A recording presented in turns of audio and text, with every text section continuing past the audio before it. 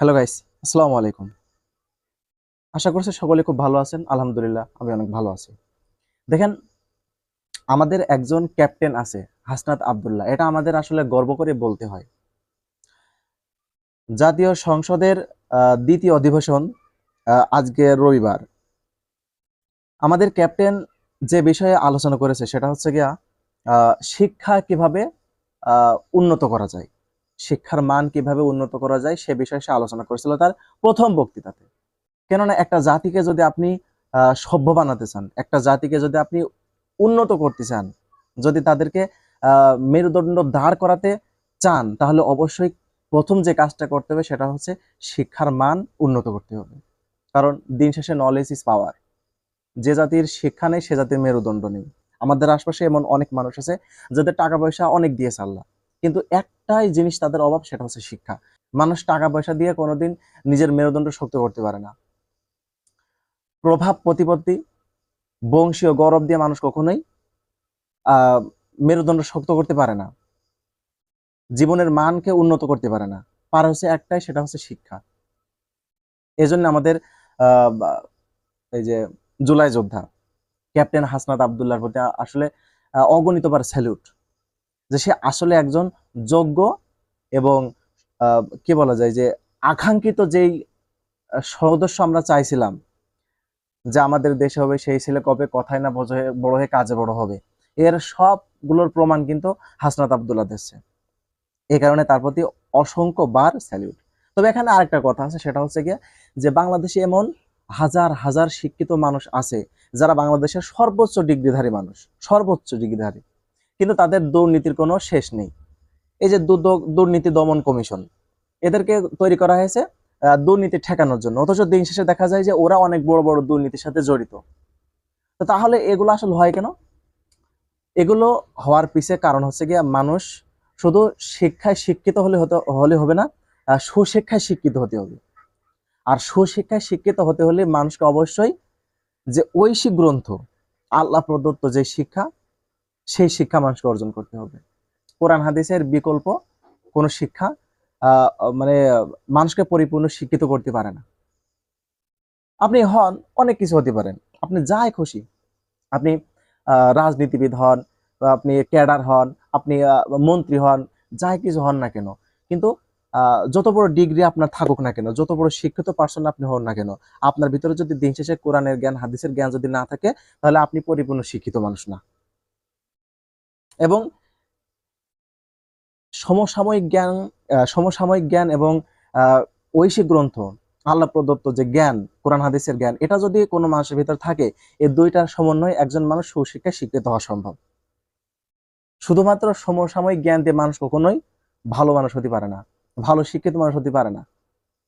তাই যদি হতো তাহলে একজন ডাক্তার, একজন ইঞ্জিনিয়ার, একজন ক্যাডার, সে কখনো তার মাকে, তার বাবাকে কখনো বৃদ্ধাশ্রমে রেখে আসতো না।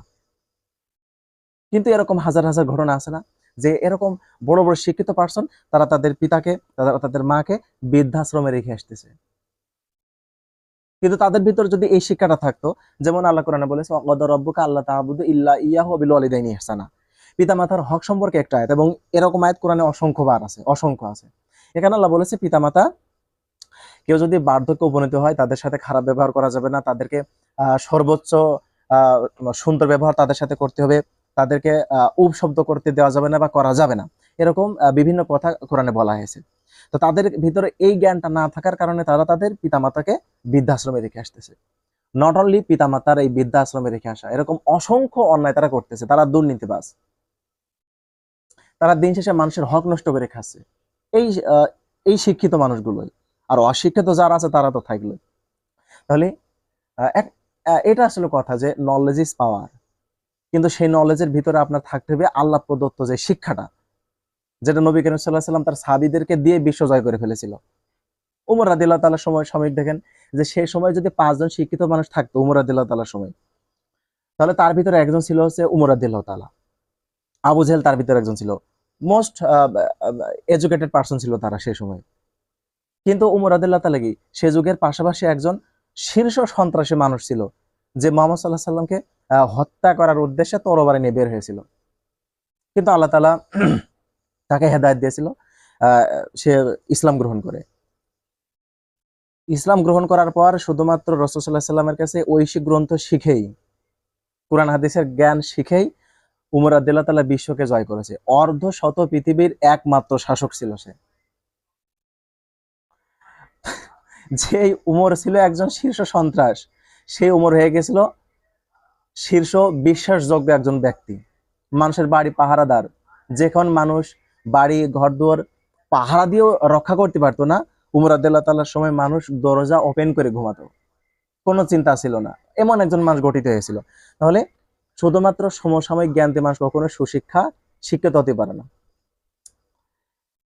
দেখেন যে একজন সাধারণ মাদ্রাসার একটা ছেলে, তার জীবনে তেমন কোনো শিক্ষা দীক্ষা নেই, অল্প কিছু কোরআন হাদিসের জ্ঞান অর্জন করেছে, পাশাপাশি একটা হালাল ব্যবসা বা ছোট একটা কর্ম করে সে খায়। এই লোকটা কিন্তু কোনোদিন তার পিতামাতাকে বৃদ্ধাশ্রমে রেখে আসে না, কারণ কোরআনে সেটা নিষিদ্ধ করা হয়েছে।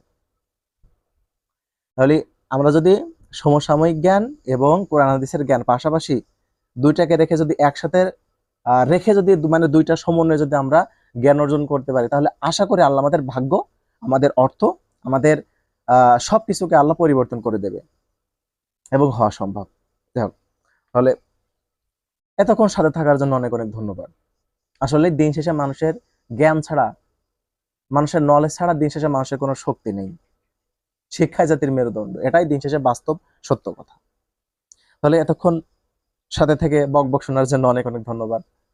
আহ দেখা হচ্ছে পরবর্তী কোনো ভিডিওতে। ততক্ষণ পর্যন্ত ভালো থাকেন, সুস্থ থাকেন এবং আপনার মূল্যবান বক্তব্যটি, শিক্ষা সম্পর্কে মূল্যবান বক্তব্যটি, আপনার মন্তব্যটি কমেন্টে জানিয়ে যান।